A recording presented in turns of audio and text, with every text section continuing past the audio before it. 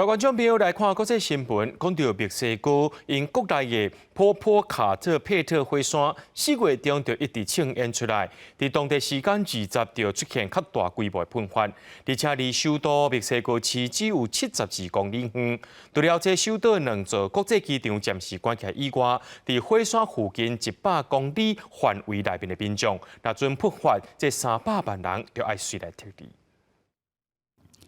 对墨西哥国家防灾中心所翕的缩时影片演看到，波波卡特佩特火山山顶挖较倒边的火山口部分日夜连续一阵来喷出高烟甲火山灰，这是5月中的状况。不过到当地时间21礼拜，岩浆甲水石头以及火山灰喷出的状况是更加明显咯。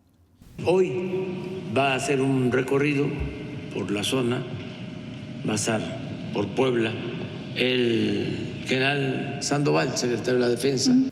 有这个火山离首都墨西哥市只有72公里远，离周边近100公里内底民众估计达到250万到300万人。这段时间各地拢亲像安尼，大路车辆甲建筑物全部拢搭着一层真高的火山灰，空气品质更加是大大恶化。当局除了出动军队协助民众清这个火山灰，分发救灾物资，也随时准备要撤离这200-300万的人口。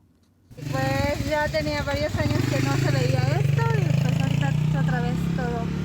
volver a cuidarnos. 波波卡特佩特火山号称全球上大的活火山之一，在顶世纪的1947年到1994年期间，将近半世纪无重大喷发的情形。不过到21世纪，大规模喷发的次数是大幅度来提悬，尤其是2012年以来，逐年拢出状况。2019年连续喷出火山灰甲岩礁，期间有4个月才久。这摆连续的喷发已经超过1个月，除了必须影响范围内学校停课，墨西哥市2座国际机场也伫21天来暂时关起来，几若摆航班做着取消，也是延后。